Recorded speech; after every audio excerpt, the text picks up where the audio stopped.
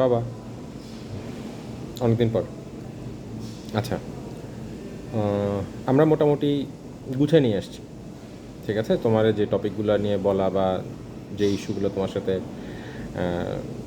Share করার ব্যাপার, মোটামুটি ধরো যে গুছিয়ে নিয়ে আসা হয়েছে। ঠিক আছে। আচ্ছা, তো এখন শেষের দিকে এসে কিছু মিক্স আপ টপিক, যে এটা নিয়ে বলা ওইটা নিয়ে বলা, এরকম কিছু বিষয়। তো সেখানের মধ্যে ধরো যে ওরকম আমি খুব বেশি কিছু এরকম দেখতে পাচ্ছি না যেটা নিয়ে ধরো একটা সিঙ্গেল টপিকে আমি অনেক তোমারে বলতে পারি। এরকম কিছু মিক্স আপ কিছু টপিক আছে, আমি তোমার সাথে মানে জিনিসগুলো একটু ডিসকাস করে করে রাখি, আশা করি তোমার জন্য হেল্পফুল হবে। আচ্ছা, তো যে লিস্টটা করলাম আর কি, যে যে যে টপিকগুলো ধরো নিয়ে কথা বলি নেই এখনও, তার মধ্যে একটা লাইন হচ্ছে এরকম, যে memory is better to be untouch. Memory is better to be untouch, এটা কোথায় লিখলাম? এটা লিখলাম হচ্ছে, কই লিখছি বাবা?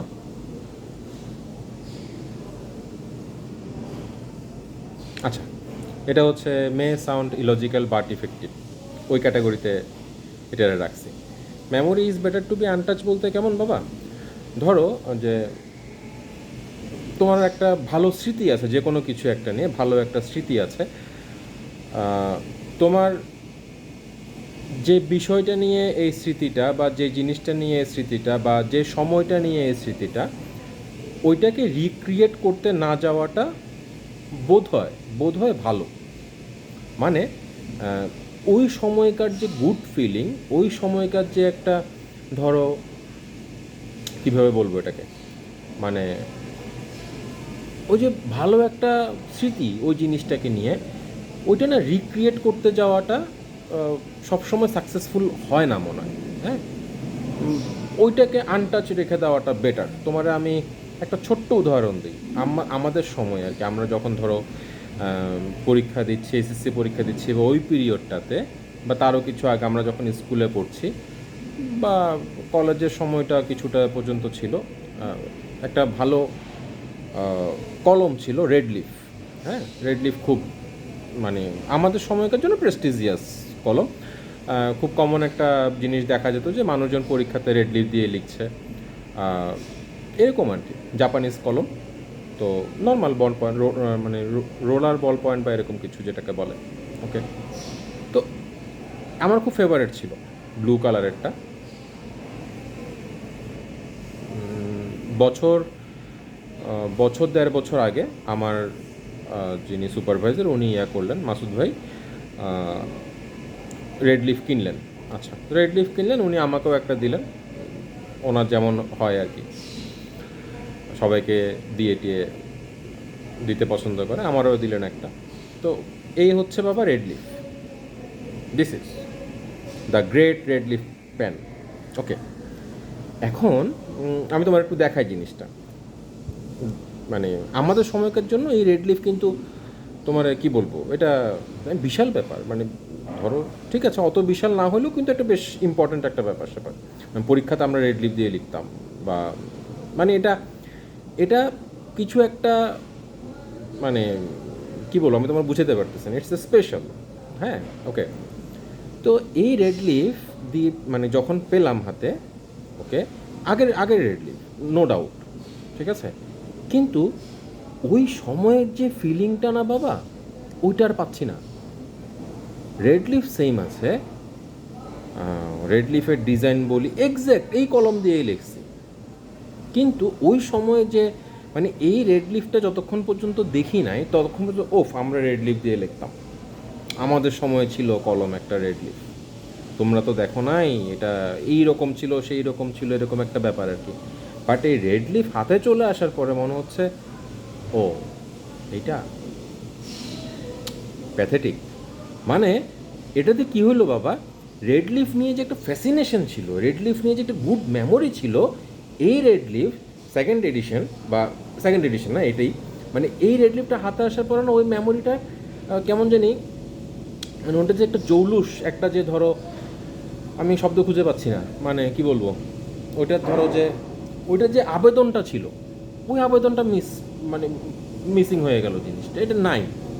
মানে এখন মনে হচ্ছে যে ও ঠিকই আছে, এখন তো এর চেয়ে তার ভালো ভালো কলম বা মানে এটার ওই আগের কি বলবো, মানে আগের ওই জিনিসটা আর নাই। কিন্তু ততদিন পর্যন্ত ছিল, যতদিন পর্যন্ত এই রেড লিফ দ্বিতীয়বারের মতো জীবনে ব্যাক করলো না, ততক্ষণ পর্যন্ত রেড লিফ কিন্তু বেশ একটা ফ্যাসিনেশনের জায়গায় ছিল। বাট এই রেড লিফটা হাতে চলে আসার পরে না মনে হচ্ছে আচ্ছা সাধারণ বল পয়েন্ট, একটু ভালো কোয়ালিটির বল পয়েন্ট আর কি, এমন আহামরি কিছু তো না, নর্মাল একটা বিষয়। মানে রেড লিফ নিয়ে যে একটা একটা ফিলিংস ছিল পুরো মাঠে মারা গেছে। সো তোমার মেমোরিটা তুমি আনটাচ রাখো, ওটা রিক্রিয়েশন মানে নতুন করে রিমিক করার ব্যাপার যে মানে বিষয়টা থাকে, ওই রকম দরকার নেই। একটা গুড মেমোরি আছে, ওটাকে রেখে দাও, ওটার মতো থাক। ওটারে যখন তুমি রিক্রিয়েট করতে যাবা, ওটার আগের ফিলিংসটা তো আসবেই না, বরঞ্চ আগের যে ভালো লাগাটা ছিল, খুব বেশি পরিমাণে পসিবিলিটি আছে ওই ভালো লাগাটা মানে মাঠে মারা যাবে।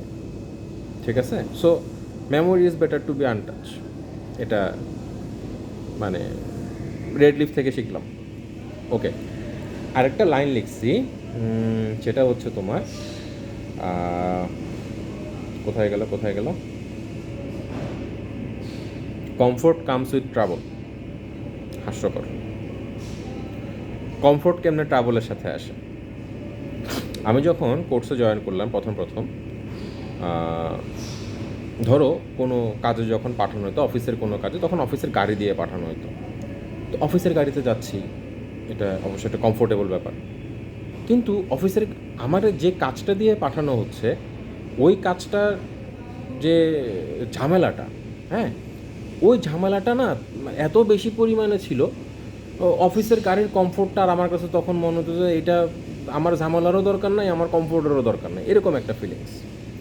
তো এটা যদিও তখন মাথায় আসে না, এই যে কী লিখলাম, কমফোর্ট কামস উইথ ট্রাভেল, এটা অন্য আর একটা ঘটনার দিয়ে লেখা, মানে অন্য আর একটা ঘটনা থেকে মাথায় আসছে। যেটা ধরো যে মানে কেমনে বলবো তোমার কাছে একটা জিনিস নাই, তোমার কাছে গাড়ি নেই, ধরে নিলাম তোমার কাছে গাড়ি নেই, তুমি গাড়ি ছাড়া চলাফেরা করতেছো বা কিছু একটা, ওইটার একটা তুমি মানে কি বলবো, যে ধরো ওইটার মতো একটা ব্যাপার, ওইভাবে লাইফ যাচ্ছে, তোমার কাছে গাড়ি আছে। এখন আমরা আসি, তোমার কাছে কি আছে, তোমার কাছে গাড়ি আছে, তুমি কোনো এক জায়গায় গেলা, এখন তোমার খুব কাছের কেউ বা তোমার ধরো যে তুমি খুব ফিল করছো যে আমার অমুক আত্মীয় বা কিছু একটা, তুমি যখন দেখবা যে ও চলে যাচ্ছে একটা সিএনজি করে বা ট্যাক্সি করে, তুমি চাইলেও ওরা আসলে তোমার গাড়িতে নিতে পারছো না, তোমার গাড়িতে ওই পরিমাণ জায়গা নাই, বা হইতে পারে না, যে কোনো কিছুই হইতে পারে। ওই জায়গায় না তুমি একটা মানে একটা অস্বস্তি বোধ করবা, যে ধরো যে কথার কথা আমি যদি আমার মামাদেরকে দিয়ে বলি, আমি একটা কমফোর্ট এনজয় করছি, ছোটো থেকে তো মামাদের কাছে বড় হওয়া, বা মানে লাইফে মামাদের অবদান আসলে অন্য লেভেলের, হ্যাঁ। তো ওদের জন্য কিছু একটা করতে পারছি না, যেটা আমার কাছে আছে, এটা একটা অস্বস্তি ক্রিয়েট করে। হ্যাঁ, আমার কাছে যদি না থাকতো তাহলে এই অস্বস্তিতে থাকতো না কিন্তু। সো তুমি একটা কমফোর্ট গেইন করছো, এই কমফোর্টটা কোথাও না কোথাও মানে কোনো না কোনোভাবে তোমার জন্য ট্রাবল মেক করবে। আমার মনে হয় তুমি আমার কথাটা বুঝতে পারছো না, একটা সময় লাগবে এটা একটু বোঝার জন্য। ওই সময়টাতে তুমি বুঝে যাবা জিনিসটা। দুইটা টপিক আজকে বলে দিলাম, একটা হচ্ছে মেমোরিকে মেমোরির মতো থাকতে দাও, এটা রিক্রিয়েট করার দরকার নাই, রেড লিফের মতো অবস্থা হয়। আর আরেকটা হচ্ছে কমফোর্ট ট্রাবল সাথে নিয়ে আসে।